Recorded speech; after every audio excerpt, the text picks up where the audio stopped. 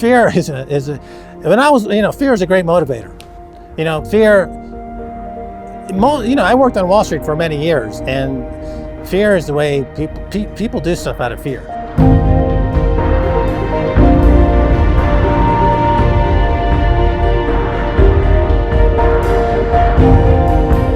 From Nomad Capitalist Live in Mexico City, I'm Andrew Henderson, and we are joined by the face of Bitcoin. He's the author of the very avant-garde The Book of Max, the inimitable Max Keiser. Glad to have you with us, sir. Andrew, it's great to be here. Thanks for talking about the book. It's been a lot of fun, and Nomad Capitalist has been a great event. It's the first time I've been at this event, and it's a great event. I can't say enough about it. You've been wearing this Bukele 2024 hat. You are the foremost campaigner that I know for El Salvador's president, and I think it is most fitting to start there. That's what our audience wants to know about. What got you started in El Salvador? Well, the president made Bitcoin legal tender. This was a big announcement at Bitcoin 2021 in Miami, and this kind of shocked the Bitcoin world. It's a huge event. And I've been in Bitcoin since 2011 when it was $1, and I've been following it and talking about it and promoting it this whole time. And this was such an exciting event that we decided with my wife Stacy that we wanted to be at the very forefront of this industry, at the forefront of Bitcoin movement. And so we'd have to move to El Salvador to see what it's like to live in a country where Bitcoin is legal tender, and that's what we did. So you've moved lock, stock, and barrel down to El Salvador. Yeah, it's easy for us to make a move. We're very agile and nimble. We're always traveling all the time anyway. We have a house in the United States, and we still have a house in the United States. But it's very easy to move there and get an apartment. It took just a few days, really. We'll talk more about El Salvador in a moment. I remember we had our very first live event, much smaller than this one, January of 2014. Guy got up on stage. Almost no one had heard about Bitcoin, but he said, if you're a libertarian and you're not a millionaire through Bitcoin, you've done something wrong. That was 3 years after you were talking about it. What got you started way back then? Right. Well, as I said, I heard about it in 2011 when it was $1. I had a guest on my show, The Keiser Report, who talked about it. For me, I was lucky in a way because I had already been involved in digital currencies and virtual currencies going back to 1995 and 1996. I started a company called the Hollywood Stock Exchange, and I invented and patented a virtual currency. It has a U.S. patent. It's the only patented virtual currency, I believe. Patent number 5950176, I like to say. So I knew already a lot about the virtual currency market. And when I heard about Bitcoin in 2011, it immediately filled in a lot of blanks in terms of what we were trying to do back then and what Bitcoin can do that we were unable to do at that time. And so it just reignited this interest I had. And we immediately started to talk a lot about it on our show. And that was the Keiser Report. Yes. And the frustration that you had was with whom? The frustration that I had is in terms of convincing people to buy Bitcoin or in terms of the world. Well, I think you're alluding to the fact that our show, because it's distributed at that time on RT, Russia Today, a lot of people in the US and in the UK who had a bias against those countries were not listening to what we were saying. Whereas other countries around the world who don't have the same bias, they were listening to what we were saying. And as a result, a lot of people all over the world were buying Bitcoin at $1, $5, $10. They became millionaires in Bitcoin. And every day I get emails from people saying, I just wanted to say I bought a house, or I sent my kids to school, or, thanks to Bitcoin and the Keiser Report. But I don't get the same kind of reaction in the US. And the reason I think it's important is because censorship, any kind of censorship, it's really tricky. It's a double-edged sword. You think on one hand you're protecting people from hearing certain things, but on the other hand you're also preventing them from hearing things.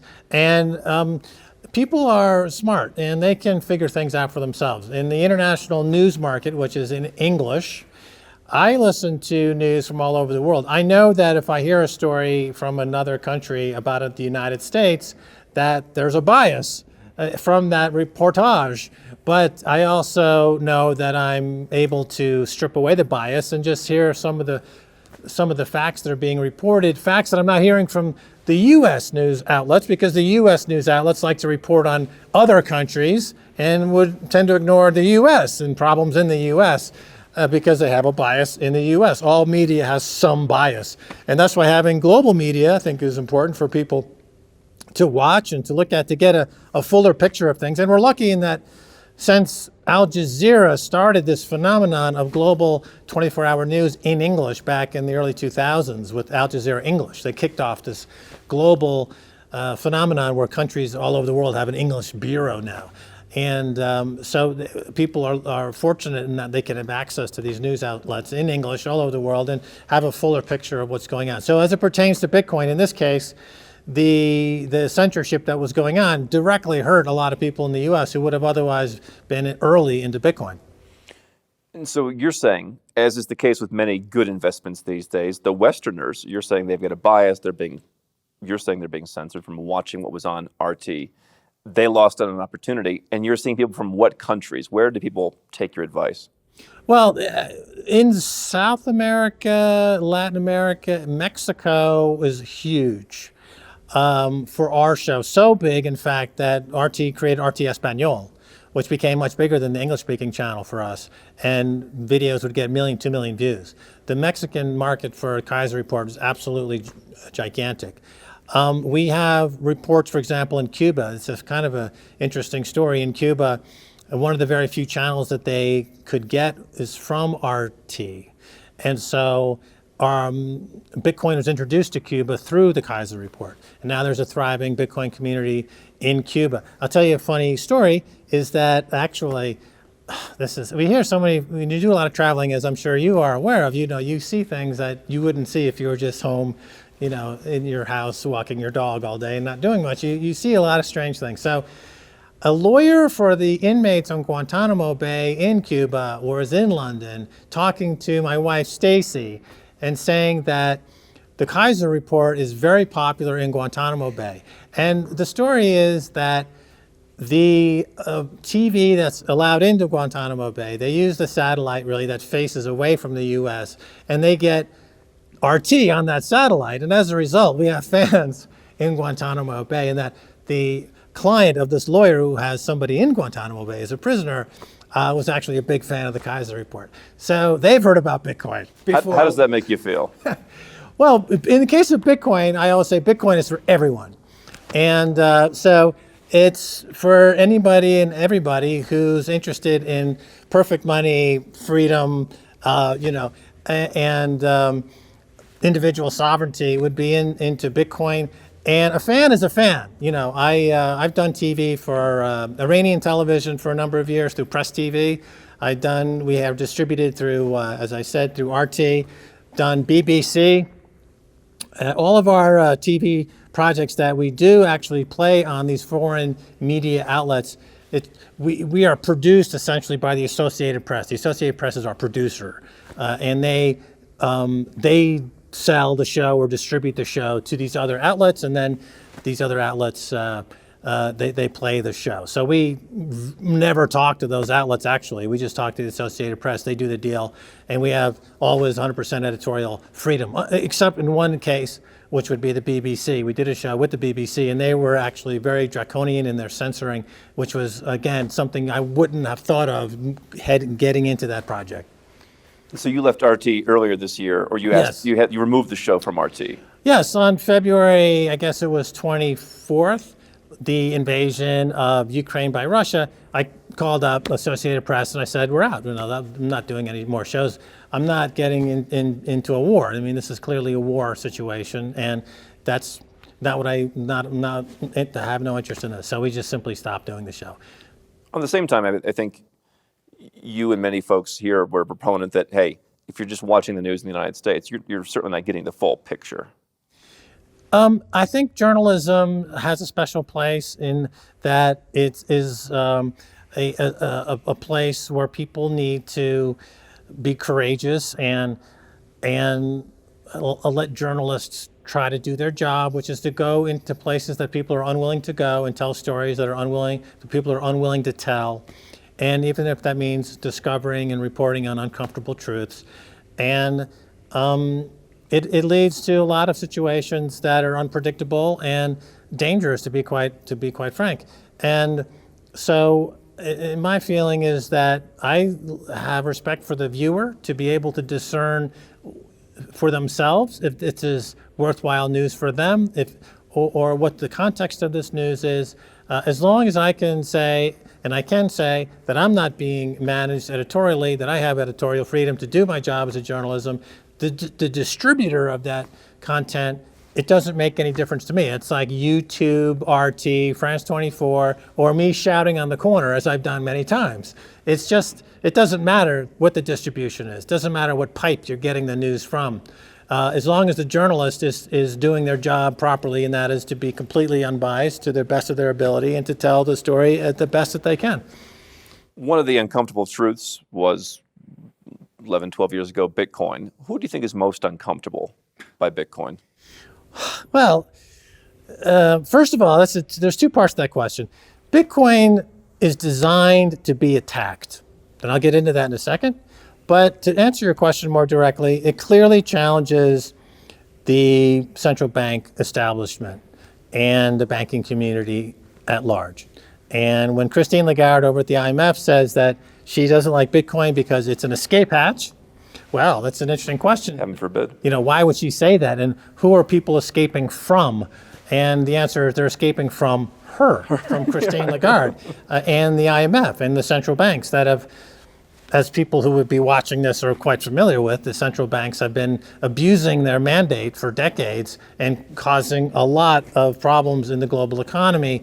And we're seeing now the blowback from all of this abuse in 2022 in ways that are really quite unsettling. So that group of folks is obviously nervous about Bitcoin. They don't like Bitcoin. They would wish it just would go away.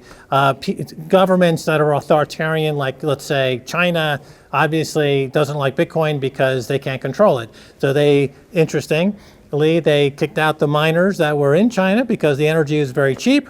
Chinese government said, okay, enough is enough. This is too much of a challenge of us, our authority. So we're going to ban mining. Well, Bitcoin had about a few weeks where it was impacted by this ban, and then it started to recover. And then within a few months, it had reaching all-time highs. And so it proved that China or any government really can't stop Bitcoin. It doesn't matter what any government thinks. There's nothing they can do about it.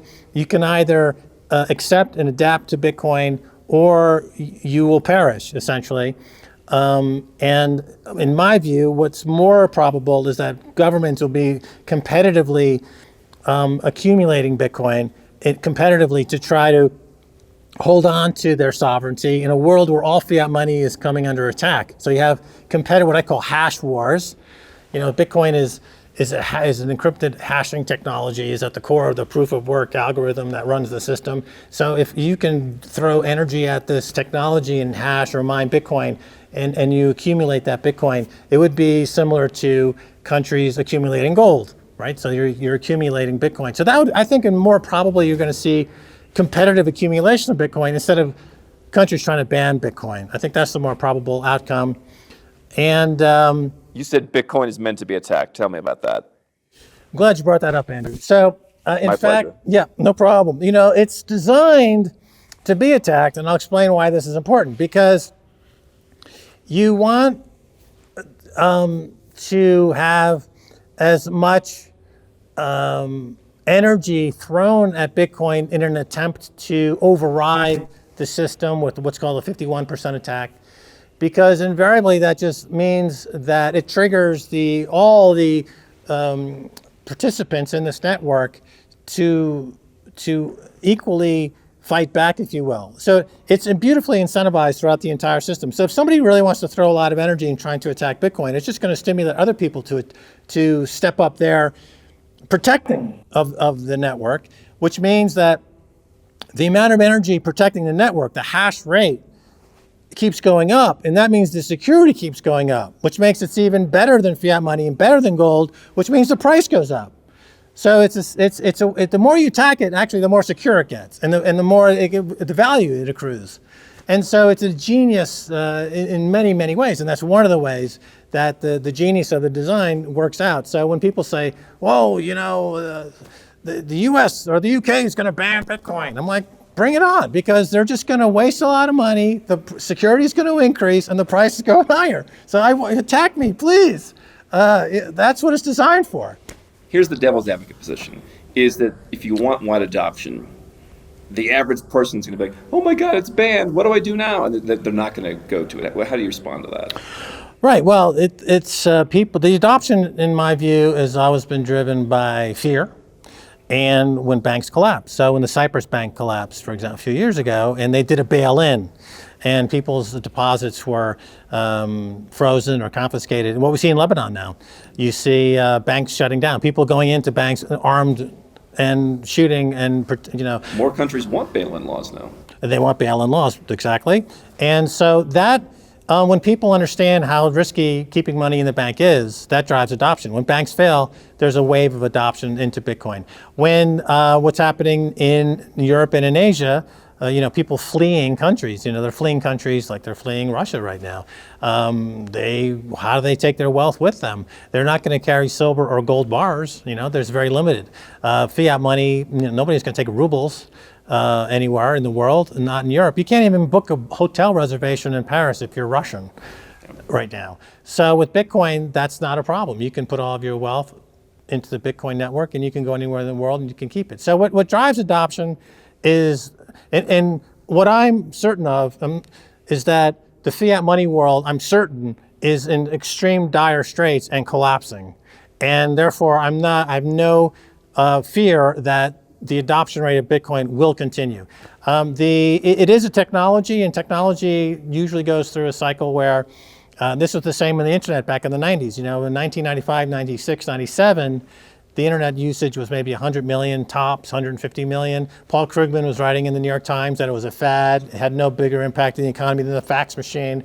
People in Hollywood, where I was at the time, they wouldn't put an email address, on their business card because they thought it looked too geeky. We're Hollywood, we don't want to look like a geek. And then within 6 months, you got 1 billion, 2 billion people on the internet. The Blair Witch Project hit Hollywood, and it was totally driven by the internet.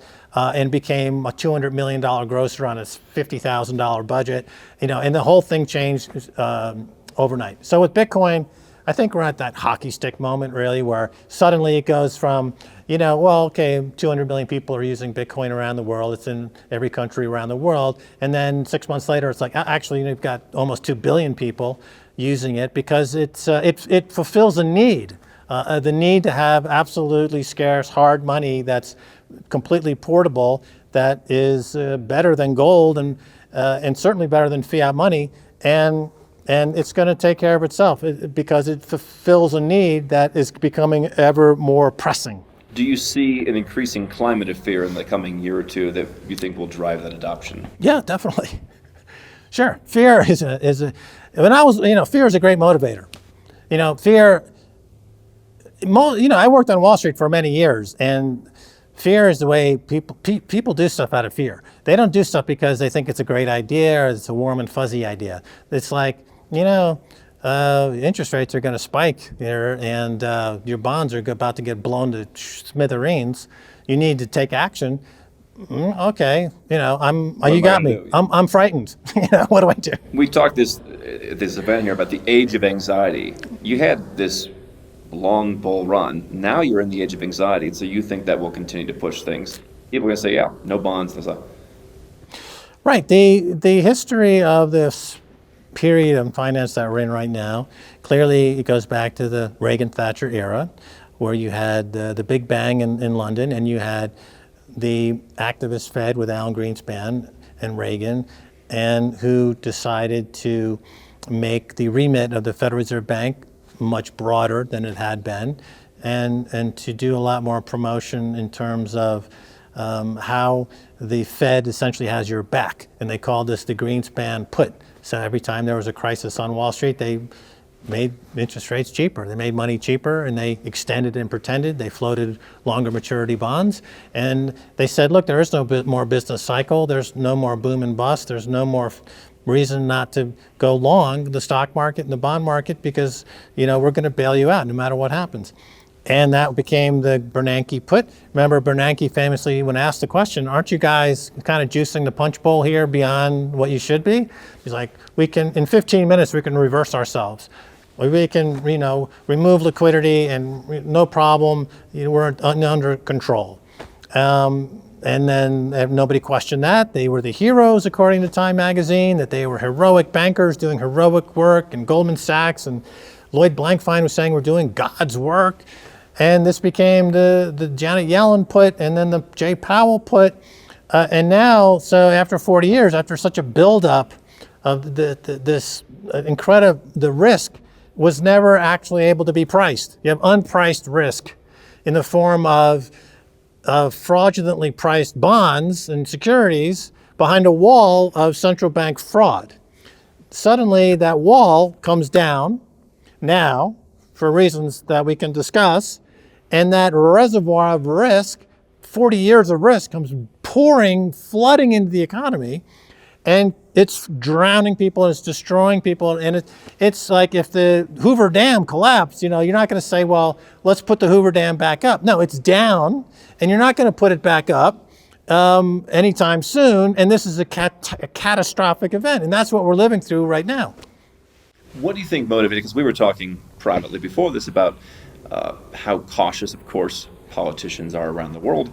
What do you think motivated El Salvador to adopt Bitcoin as legal tender? Well, first of all, the President Bukele knew about Bitcoin and been tweeting about Bitcoin and talking about Bitcoin for years.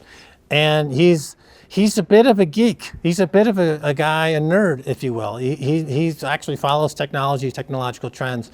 And I think that when people start talking about Bitcoin and the potential of it to achieve individual sovereignty and how it is essentially an escape hatch, and as president of the country, he's like, we need an escape hatch because we've been down here in El Salvador in Central America getting beat up by the gringos up north unmercifully for many, many years. And in the case of El Salvador, a lot of tragic events have happened. The history there in the Civil War is quite tragic and funded by the United States, principally. And they have not been free for really years, even though they became independent from the Spanish 200 years ago. They've been involved in the Civil War for a number of years. Then when that was over, they ended up being involved in the gang wars. And this is the result of all of the people who fled El Salvador during the Civil War. They go to the United States. They don't know anybody. They don't have any skills. They don't have a job. They end up in a gang. Now they end up in prison. And that's where MS-13 was born, is in the prison system in Los Angeles. Then under Clinton, decided, we're going to send all of these guys back to El Salvador. They sent thousands of hardened gang members back to El Salvador. They don't know anybody. They've been out of the country for years. And they do gang stuff. And they start recruiting. And then the country becomes totally occupied by vicious gangs, and the homicide rate skyrockets.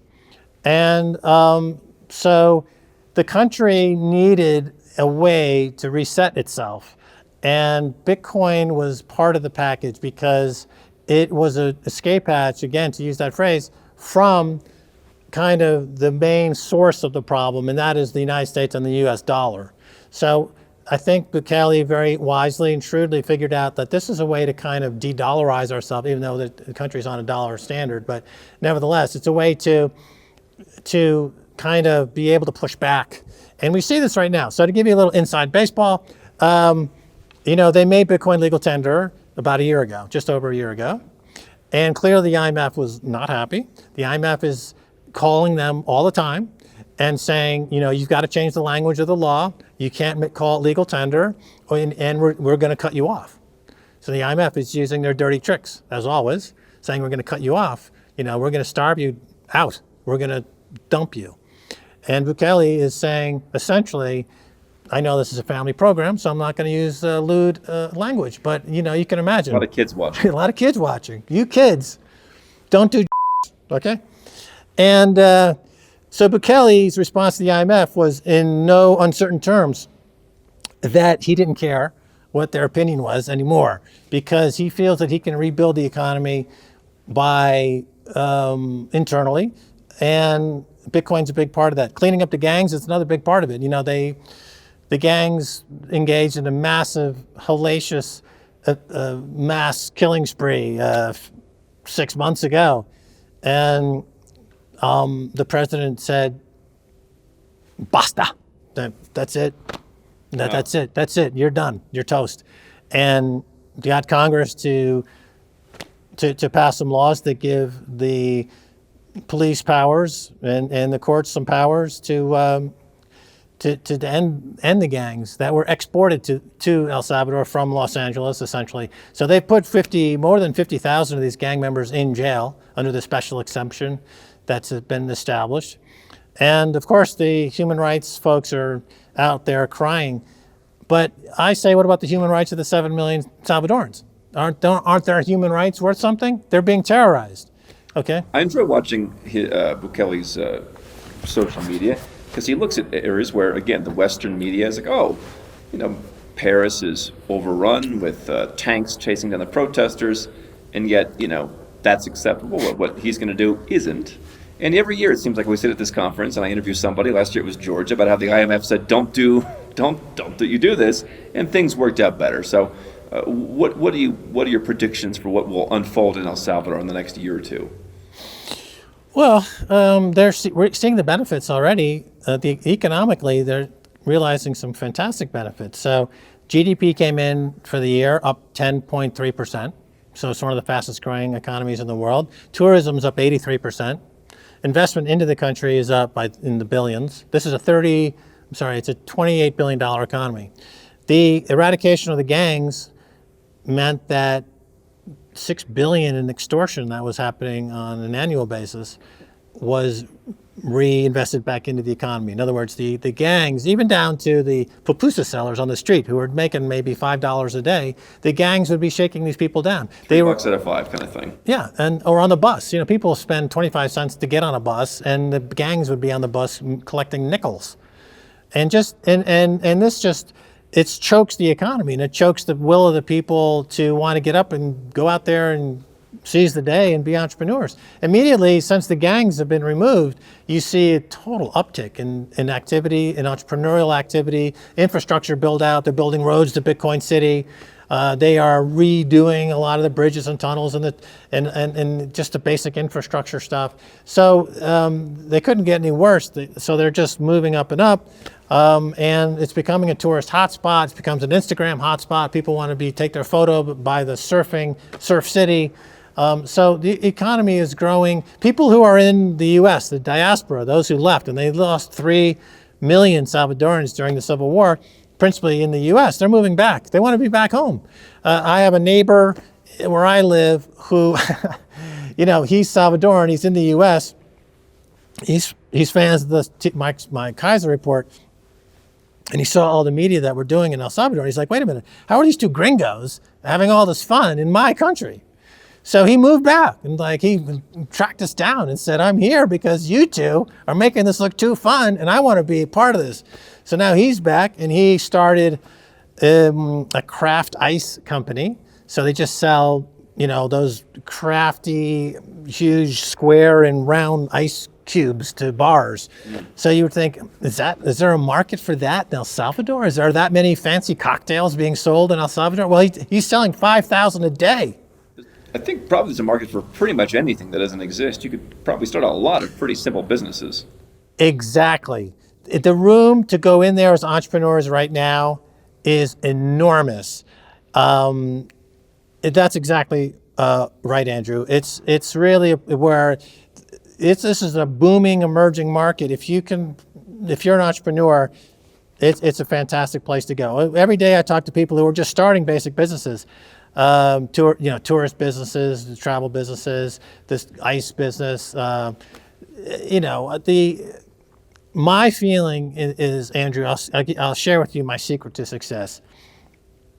Anybody in the world who wants to become rich, there's one market that always works and never fails, no matter where you are, and that's pancakes. Never fails. I'll tell you, I'm here in Mexico. It's the only IHOP I can go to. Okay. I made a beeline right over there.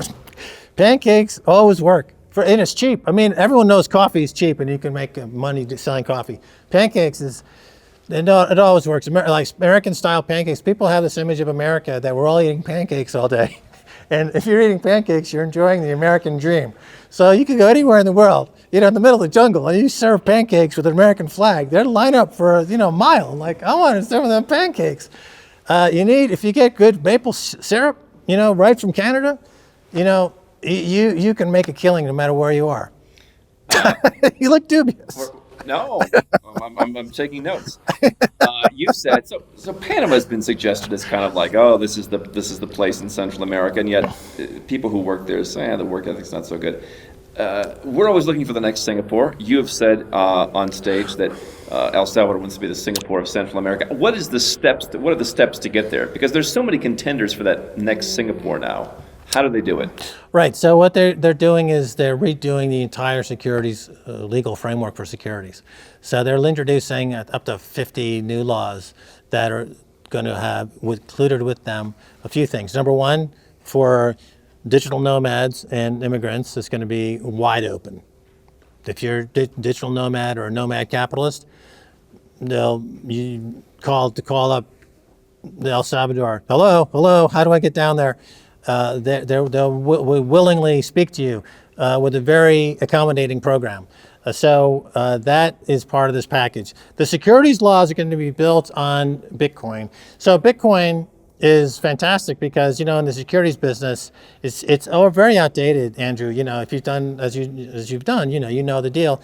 The securities business is, for example, to clear a trade takes 3 days, right? You do a trade, you do a stock trade, do a bond trade.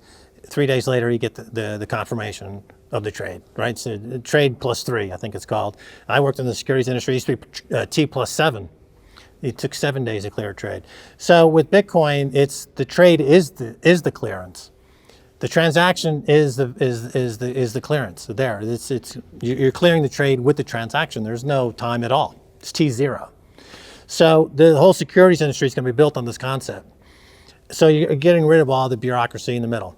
So it's just going to be entrepreneur money and Bitcoin. And they're leading that charge, you're saying? Yes, they're leading that charge, and that's going to be in the region. So the region it's 5 countries in Central America. There's about 60 million population in total, and they've got a total GDP combined, or let's call it $1 trillion. And so if they become the central financial hub of that region, and they're clearing, let's say, volcano bonds, which is something I kind of invented for them and brought to the president, who liked that idea, and they're moving on it. If they can, they would then clear this business, and they can become a hub for the Central America and the region, and so it becomes like a London of the city of London for the UK, or as you say, Singapore. They become a financial hub. So the Bitcoin is at the core. And their geothermal energy, which they have a lot of volcanoes, they're aggressively working to use the geothermal energy to mine Bitcoin. So they become a Bitcoin holder, a sizable holder. The securities laws are built on the Bitcoin stack of technology. They then go out, fan out to the region, and offer a turnkey solution to other economies to do the Salvador model. And so that's how they get there. We've said that there's not a development on residence or citizenship by investment yet, but that there's an interest in rolling that out. Is that the case? Yeah, at the moment, citizenship by investment is possible, but it's outdated. It's old on the books. I mean, I think it's like $500,000 in property you can buy, et cetera. And it's just not. But they haven't done any updates to this at all. So this is an updated version. It's not even instant, as I understand. It's you still have to work your way there. Yeah, it's outdated. It's not practical. It's just not practical. I couldn't recommend it because it's just completely out of date. Can we expect some kind of golden visa where I'm investing money in the economy, I'm buying property, I'm investing in volcano bonds, I'm working towards citizenship? Or can we expect even what I would expect to be very controversial and poo-pooed by the United States and others, that, hey, give us money and we'll give you a passport 6 months? Can we see that forthcoming? Well, you've got different folks who are in there kind of lobbying, I guess you could call it, for different things. In what I'm lobbying for this idea where for a certain number of Bitcoin, you get a passport because they could raise $1 billion in Bitcoin quick. You give them the Bitcoin, or you give them put it in a Bitcoin. bond? It's No, just donation. you give them Bitcoin, they give you a They passport. put it in the treasury, just the way any That's other citizenship by investment works. Exactly, but in Bitcoin. How much would you suggest that should cost? Well, the market for this roughly, and you would know better, but I'm saying if you look at the case of Nevis, St. Kitts, and Dominica, right? They're in the 100 to 200,000 range or so. 1 to 150 for single. 1 or 150. So I think that would be the range. I would say, okay, let's price it a little under that to be competitive. Let's say, 75 to 125,000, something like this. Send us in Bitcoin, and boom, you're in. And they could raise $1 billion really fast. Would it be in Okay, this is just my opinion, and I'm not speaking on anyone speaking for the press. but myself. This is just my thoughts.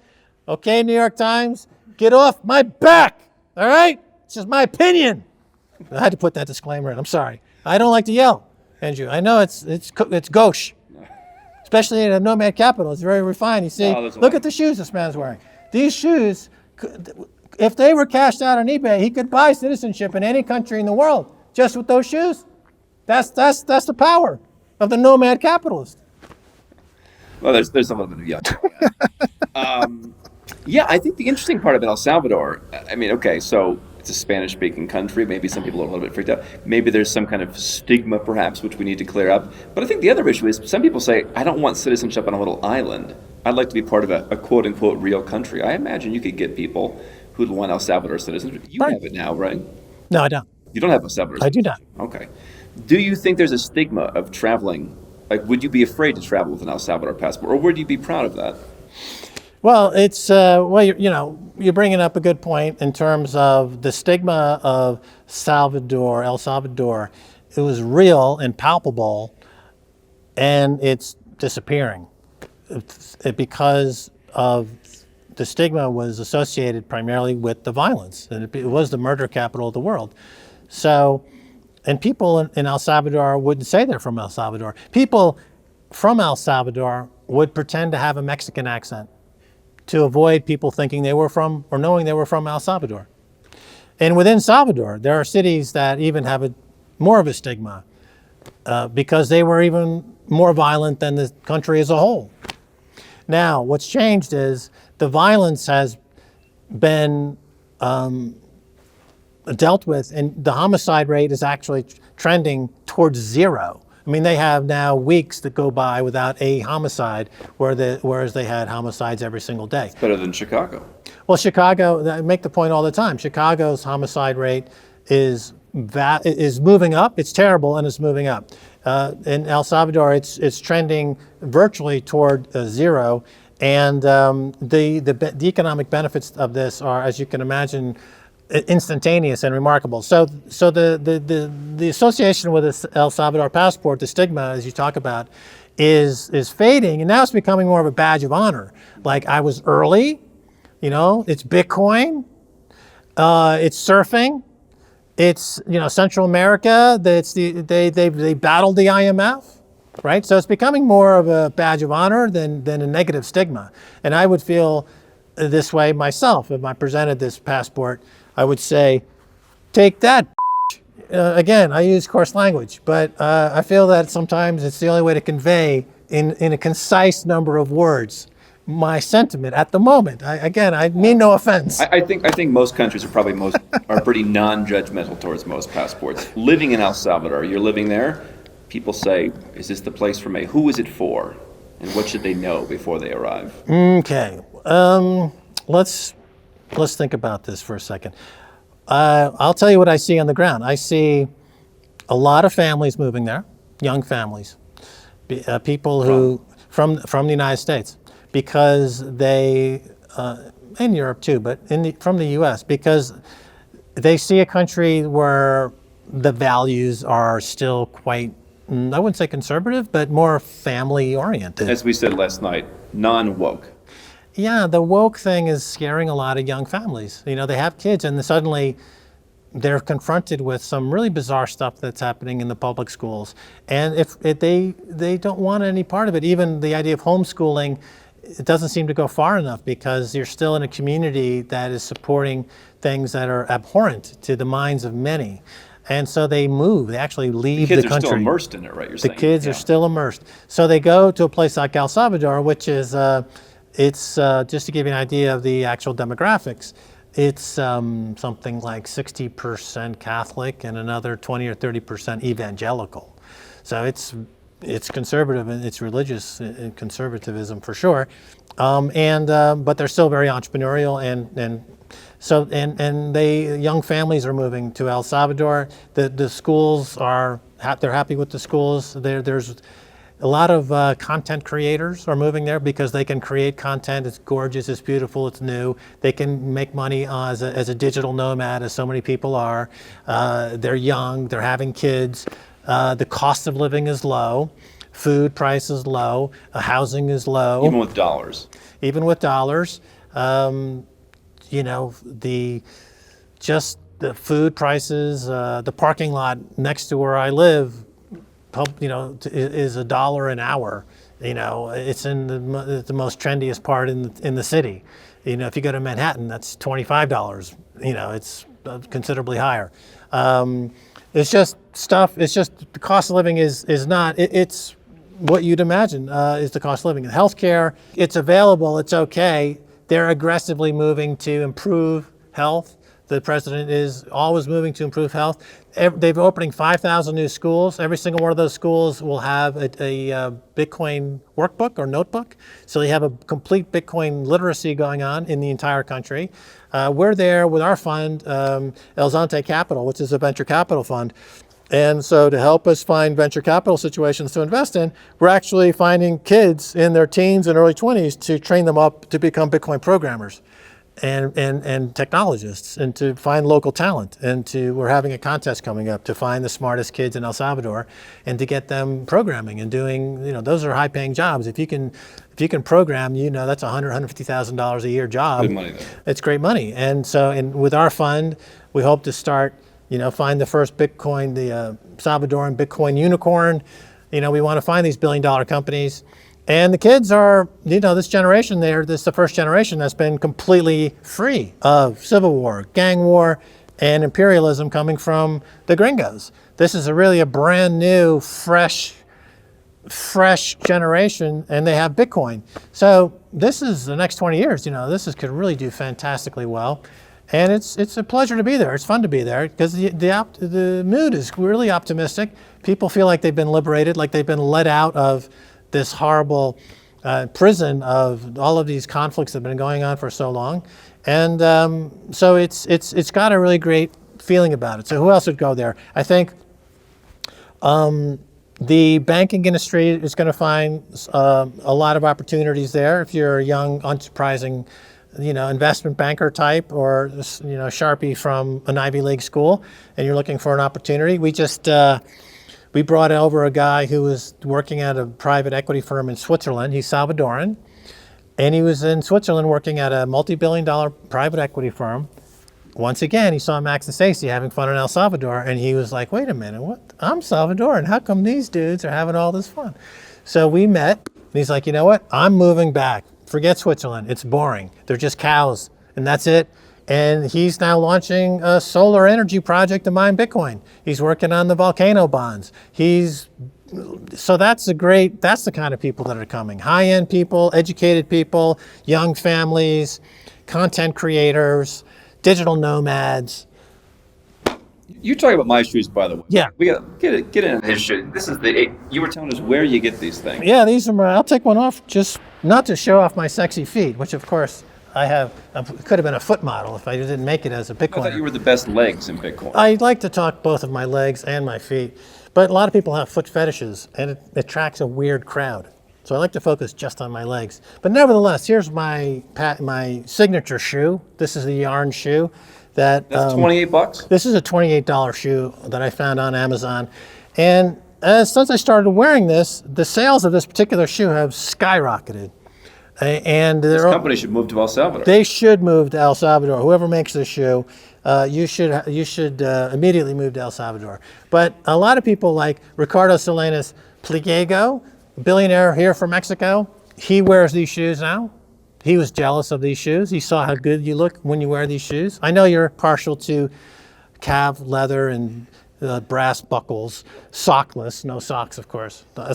Socks are very passé, aren't they? They're very déclassé. Socks. Who wears socks? Like football players or something? No, of course not. No socks. And he's wearing a shoe like this, as are his children. His son is wearing it. The president of El Salvador has a pair. I don't believe yet he's worn them in public. I thought maybe in your Twitter. We may have mocked it up, or we made it look like he was wearing them. I don't think he actually has yet, but he has a pair. I know he has a pair. So this is the official look, the Bitcoiner look, the Bitcoin maximalist look. Are these fluorescent orange shoes? I'm gonna try and find a pair. I'll get you a pair. What shoe size are you? They always ask that. I never like. There's so many different sizes. This is No, there isn't, Andrew. It's a standard. U.S. There's an Italian. But there's 63 in Europe. Would be 9.5 in the U.S. That's my shoe size. 10.5. You're 10.5. 10.5. Okay, we'll get you a pair. Well, Okay. Without it, they'll be FedEx or expressed to your doorstep in the next 48 hours. I'll be looking forward to it. Yes. My final question is about other countries that are on the radar. We talked about Central African Republic. You said, okay, they have a very smart president, but then it kind of got ruined. What do you say about them adopting Bitcoin and potential other countries? Is there a contagion effect? Well, there's definitely a contagion effect for Bitcoin. So we're seeing, for example, Lugano, Switzerland, they have what's called Plan B or Plan Bitcoin. So the mayor has essentially made Bitcoin legal, transactions legal in that canton. You know, Switzerland is a very special Canton, right? politically organized. And in the Central African Republic, or CAR, the leader is a very smart guy, mathematician by trade. I think he has his doctorate in mathematics. He understands Bitcoin. Just imagine, by the way, they have smart leaders. Yeah. Look at some of the other leaders in the world. They're electing smarter people in the Central African Republic. Yeah, I hear what you're saying. Well, you know, the thing is, when you have a late-stage empire, I think, wasn't it in Rome, they had a horse in the Congress at one point, didn't they? Right? So things get kind of decadent when empires collapse. So the U.S. is no different. You know, it's a sad situation that we have the average age of politicians in the United States Congress and in the presidency. Like 97 or something. It's extreme. It's very old, and it's just not really represents the best interests of everybody. But nevertheless, so with the Central African Republic, they made Bitcoin legal tender, but they immediately fell into a trap that so many people do, is that they then kind of invited everybody in quote unquote crypto to come. And that's a mistake. You're anti-crypto. Because it just replicates fiat money. There's nothing about Ethereum or Cardano or XRP or any of the other 20,000 cryptos out there that's not already in place. It's called fiat money. They're centralized. They have a single point of failure. There's no cap on the number of units that they can create, and they're easily taken down. And there's no difference than a fiat money. So if you're trying to escape a fiat money system, you wouldn't do it using a crypto currency. There's only one way to do it, and that is with Bitcoin, because it's truly decentralized. It completely separates money from state. It's unassailable. It's unconfiscatable. You can't censor it because it's unique in many ways, and that's a one-time thing. It's never going to happen again, and that's fine, because it can become the world reserve currency, and that's where it's heading, to become the world reserve currency, as all this fiat money kind of disintegrates, as it always does. You know, all fiat money eventually goes to zero. It always has for 300 years. The only contender out there that is even worth mentioning at all would be gold, but gold compared to Bitcoin also is inferior. You know, I know Peter Schiff, my good friend Peter Schiff, would have a different opinion on this. We've had many debates going back and forth, but to give Peter his due, he has been talking about this bond collapse for 15 years. It finally happened. He was a little early, but it finally happened.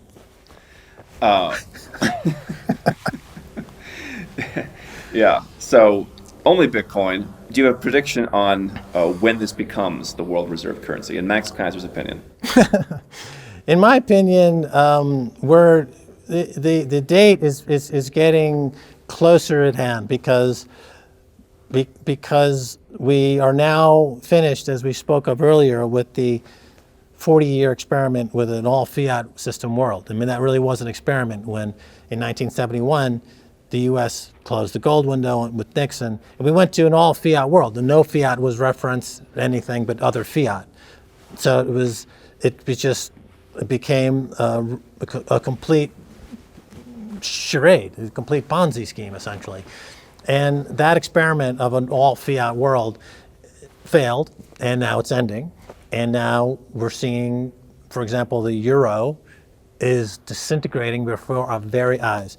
The British pound is also looking horrible. Japanese yen, which was always the go-to currency for years for funding, and the funding currency for the carry trade, where I'm going to go borrow $1 billion in yen and put it into dollars and make 3%, and then leverage that by 30 times in my hedge fund and wrap it with some futures contracts and options, and I'm making a riskless 40% a year, and I don't get taxed on it because hedge funds are the 15% carry tax arrangement, of which we never have anyway. So, and I got this huge gazillion-dollar house in the Hamptons, but I'm really adding something productive to the economy, right? So that game is over. Even the yen is collapsing, and certainly the emerging market currencies are not doing well. There's a mad rush into the dollars for the time being. You know, it's the cleanest shirt in the laundry, as they say. But this is all coming to a close. The commodity markets have entered a secular bull market. The commodity producers are in charge. And Bitcoin is a commodity. It's a synthetic, digital commodity, absolutely scarce commodity. It's the ultimate commodity. And since we're leaving fiat money epoch and entering the commodity era, the ultimate commodity is Bitcoin. So it's going to do the best. It's the best performing asset since inception against any asset out there. Even with the current drawdown, it's still compounding at like 100% a year. It's still outperforming stuff, even with this 70% drawdown. They've had several of these. I lived through 80% drawdowns. And so it's going to continue to outperform. And so it's not a matter, as I said earlier, of when are people going to want to buy Bitcoin. It's more of a question of how quickly the false edifice of fiat supremacy collapses and there's nothing left to buy except Bitcoin if you want to preserve your wealth. That's what drives it, and that's what's happening. And it's happening right now. Not to be a doom and gloomer, but what's happening in Europe in the war, you know, when they start talking about atomic weapons, Andrew, I mean, that's no longer a mild regional. That's the fear, right? That's serious business. One more question just for our. Oh, about my book? No, well, for our audience though. You still have U.S. This is the book. Book of Max. This is the wildest book you'll ever see, honestly. Which is my camera? This one? Am I too close? Yeah. Well, that's a great director. Why are you supposed to direct me? You're not supposed to just say, yeah, you're too close, I can't use the shot. You're supposed to direct me, not just agree with me. What you can find on this guy? You still have the U.S. Home. You still have the U.S. citizenship. Yes. Is there a scenario under which you would say, I'm going all in El Salvador, I'm cutting my ties? Not really, because the U.S. it's too much of a hassle, really. I still would have my U.S. passport for one reason, is that it still gives me, as a journalist, protection under various freedom of speech. The First Amendment in the United States is still an incredibly strong and monumental achievement in many ways. And you don't find this anywhere else in the world. You have that kind of freedom of speech, not even in the UK. People make the mistake of thinking that the UK is similar. It's not similar at all. It's very Canada. It's Canada. It's very restrictive speech. In the Bitcoin world, we had an interesting case. I don't know if you followed it, but there was this lunatic who I don't even mention his name because he's such a litigious nut job. But I'll just use his first name, Craig, and leave it at that. But he started just suing everybody because he claimed that he was the Satoshi Nakamoto. but he had no evidence at all. But he just kept suing everybody, and he kept suing everybody in the UK courts, because in the UK courts, if you can buy lawyers, you can go sue anybody for anything. And if you can't match them and hire a lot of high-priced lawyers, you end up paying their legal fees. And that's how one of the ways they control speech in the UK is that the burden of libel is completely reversed. You don't have to prove that you were injured. You have to prove that you weren't injured. And so it's a completely insane system. And it's anyway, the point being, sorry about my long-winded answer. But you're not a UK citizen. You can still. No, but we were working as journalists in the UK right. for a number of years. And for example, the BBC, again, okay, this is a bit of a digression, but the BBC is scripted by the government. They don't have any independent journalism. The BBC and Channel 4 and ITV, those are the three major outlets. BBC is 80% of the market, and the BBC is the state of Britain. It's scripted by the state.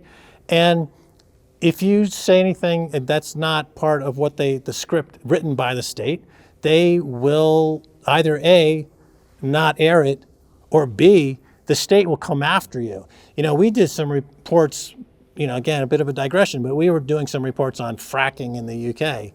And the state, through their regulator of Ofcom, came after us in our physical space, if you know. Like they sent their goons out, and from the media regulator of Ofcom, suggesting that we stop talking about fracking in the UK in very aggressive terms. So you want to keep the U.S. passport because you think if you ever need to go somewhere, you think that'll be the most freedom of speech?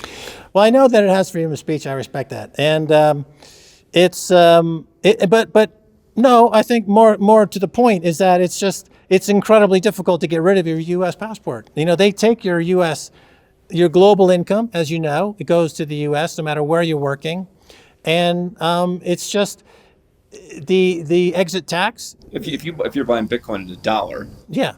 Well, technically, I would have a big bill just to leave the U.S. under the exit tax system that they have. It would be a big bill. I understand you're not a speculator trading in ups and downs in the markets, but no. I mean, theoretically, Bitcoin long term goes much stronger. Would you rather be out now than later? Well, we'll see. I mean, a lot of people who I know who have renounced their U.S. citizenship in the Bitcoin world, it's a mixed bag because you can't go back without a lot of hassle. They hassle you. Depends on the passport, but yeah. Yeah, it depends, but it's you spend a lot of time, therefore, working on just getting from point A to point B, which is a hassle. Probably easier if you have a European passport or something like that than if you just get one in the Caribbean or El Salvador or something. Well, okay. I mean, this is your area of specialty, and I follow Nomad Capitalist, and I look through the list, and I look at all these different passports, and I do the calculation in my mind, and I'm like, I haven't gotten to the point where it's like, is this worth the hassle yet?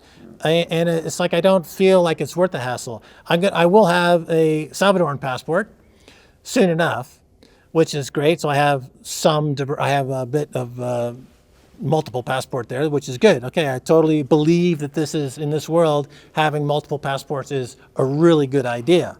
And getting rid of the U.S. passport is it's kind of a hassle, and also it's really hard to predict how this next 5 to 10 years is going to play out. So, for example, the Portugal passport is very popular. People are getting golden visas and putting in their years and right. Yeah. They love it. It's great. But you're still part of Europe, and Europe is in trouble. So this is the thing about war, is that, on the other end of a war, it's very, very different. At the end of World War I, the world was completely different than it was when it started. World War I started on horses, and it ended with airplanes. Right? World War II started with tanks and ended with atomic weapons.